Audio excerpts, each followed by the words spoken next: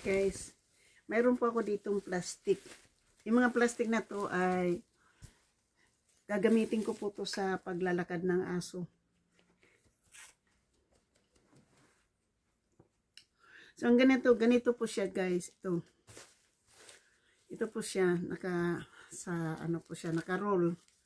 So, ginagawa ko nito po ay inaano ko po to, yung binabasag ko to yung ganito. Inaano ko to ng isa-isa, ganyan. Pinuputol ko to ng isa-isa kasi ginagawa ko to para pag kailangan ko na sa pag inilakad ko na yung aso, hindi ko na siya bubukahin at puputulin doon.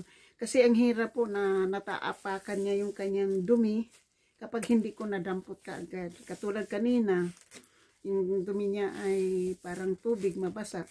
Ang kalahati naapakan niya kasi hindi ko nabantayan.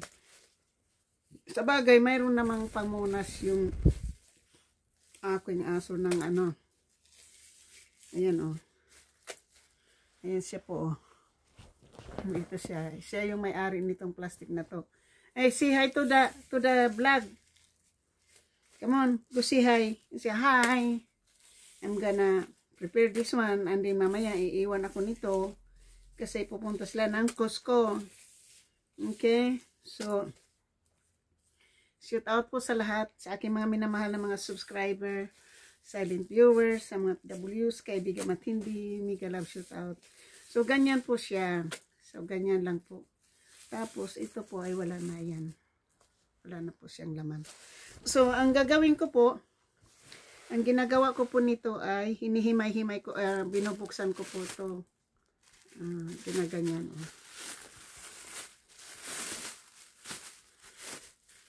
Tapos, ganyan lang po yan paggawa. Kasi pag at saka mayroon akong basa na napkin para ginaganyan ko yan. Ganyan na po, buka na po yan. Ready na po to use yan guys. Mamaya pag halimbawa naglalakad kami ng aso, nilalagay ko na lang to sa bag. Pero bukas na siya, hindi na siya mahirap anuhin. Kasi pagdating sa nahihirapan po ako nahihirapan po ako mag-open. Kasi minsan nakadikit, lalo na pag yung kamay mo ay matuyo. Tapos, na na rin na ayaw ko rin gamitin, ialagay sa bilaan ko yung daliri ko kasi madumi na. Wala tayong hand sanitize. So, siguro, ako ng hand sanitizer para ko yung ng aso. Palagi po ako nito nagpiprepare ng ganito po. Katulad kanina madaling araw, dumumi yan. Nagamit kong ganito ay 3. Tapos kaninang umaga, minsan pag lumalakad kami sa umaga, minsan nakaka-3 dumi yan. Kaya 3, palagi akong may dalang 3 o 2. May tinatali ko doon sa bag, sa sling ng bag.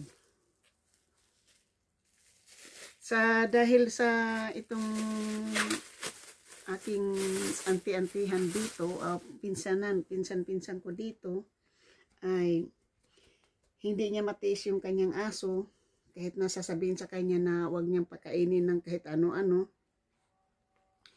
hindi po siya makinig. Kaya po, yung kanyang aso ngayon ay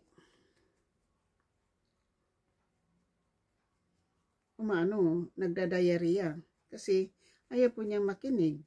Kahit nasasabihin na huwag pakainin ng ganito, minsan pinapakain po ng ng pagkain natin. Kahit na anong sabihin sa kanya, pagbabawalan siya, hindi siya nakikinig. Sige, yan, alam mo naman, pag mga matanda na, akala nila palagi silang right sa mga nakakabata sa kanila, di ba? So, pero hindi nila alam, nakakasira ng kanilang mga alaga.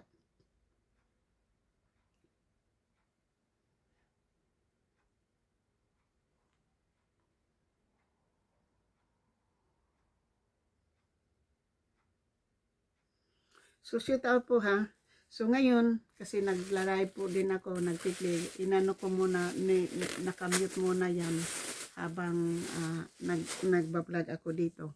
Hindi naman nakikita at hindi naman yan naririnig. So yan po yung ano po natin, no? Kasi ang alam mo, pag ganitong pinagbabawalan, kasi alam mo yung nung isang gabi madaming dinumi yung aso. Kanina din nadumi pero medyo siya na offended.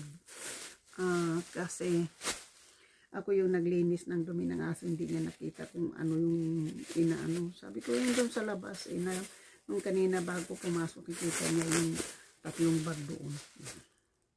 Tapos kanina, yung inilakad ko yung aso niya, inano ko na siya. Nilagyan ko na, pinadalan ko na siya ng pictures. Ngayon nagyayaya na ano. Kasi nag-order ako ng TV para sa kanya. Paghati-hatian namin yung halaga ng TV na, kasi nangako ako sa kanya, bigyan ko siya ng 100 na TV o ng para sa TV. Pinaghahati. Sabi ko sa kanya mag-ipon siya ng 100 para makabili siya ng TV. Ako na bahala sa mga tax o ano man. So ngayon, nagpunta ako ng Target. May nakita ko ng TV na sale. White Westinghouse lang. Hindi, maliit lang, 32 inches. White Westinghouse. Kaya, ayan. So, inano ko na.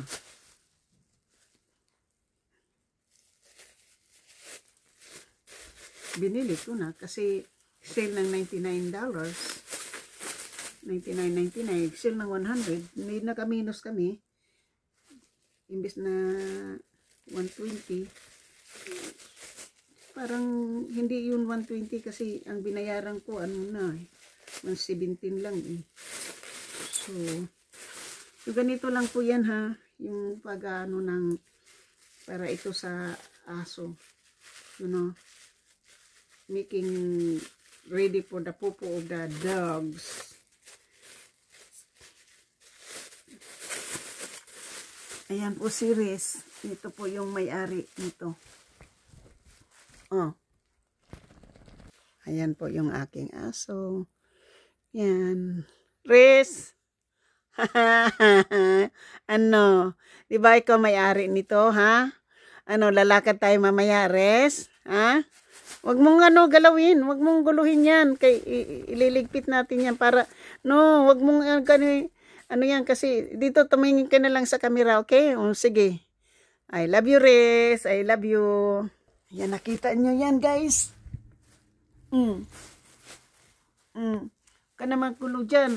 Wag mo nang guluhin yan, okay? Doon may kami, Sundar. Wag mong galawin yan, ha? Kamang gugulo. Wag mong galawin yan. Ba't mo gigalawin yan dyan, ha? Sige na, magpahinga ka muna dyan.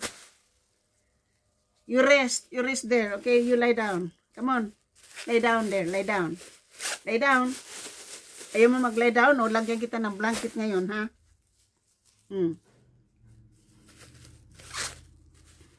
Kaya yan po, yung aming aso. Ang aso ng ano ko yan, no?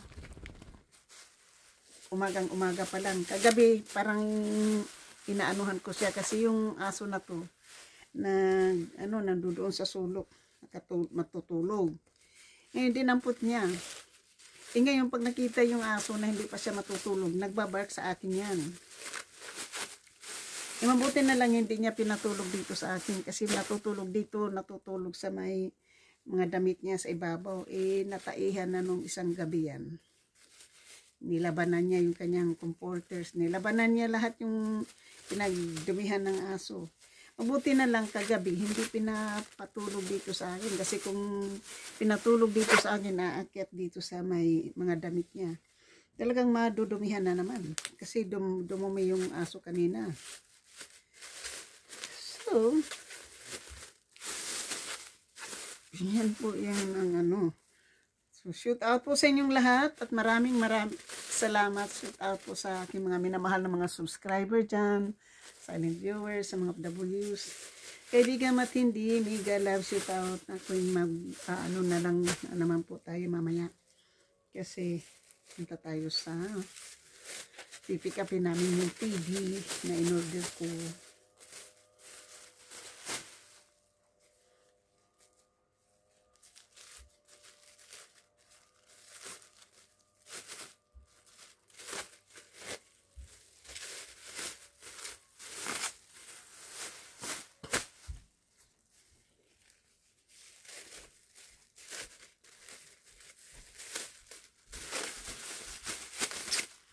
So, ayan guys, marami na po akong dalawang roll yan ng ng plastic na inire-ready natin.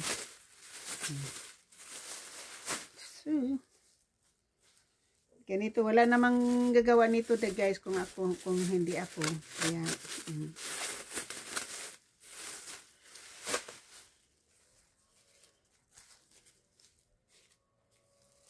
alam mo ba, kawawa yung mga bata dito sa Amerika ngayon.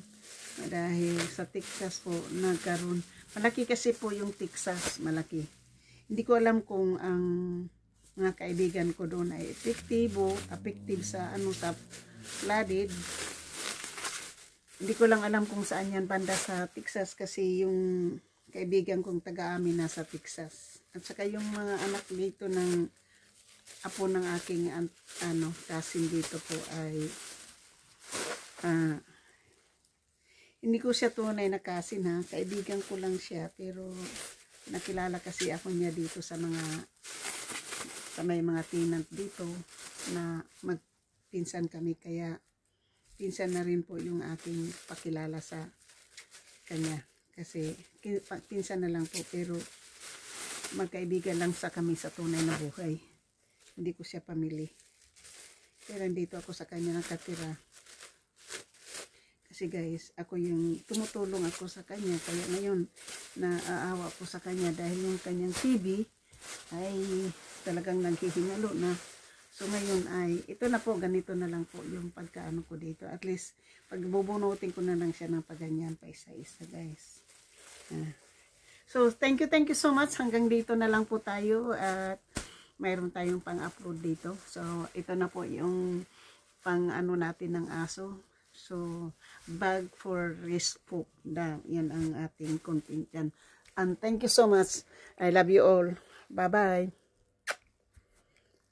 Yes, yan siya. Nakahiga dito sa may kama ko. Hindi siya masyadong malapit kasi kahit na matutulog sa akin yan sa gabi. Hindi siya sa akin tatabi. Mayroon siyang bed dyan. Dyan lang siya. O kaya dito siya sa mga damit ng, hindi ito damit ha, hindi ito damit kundi couch yan, tapos may mga pantalon diyang nakaano, pero couch talaga yan.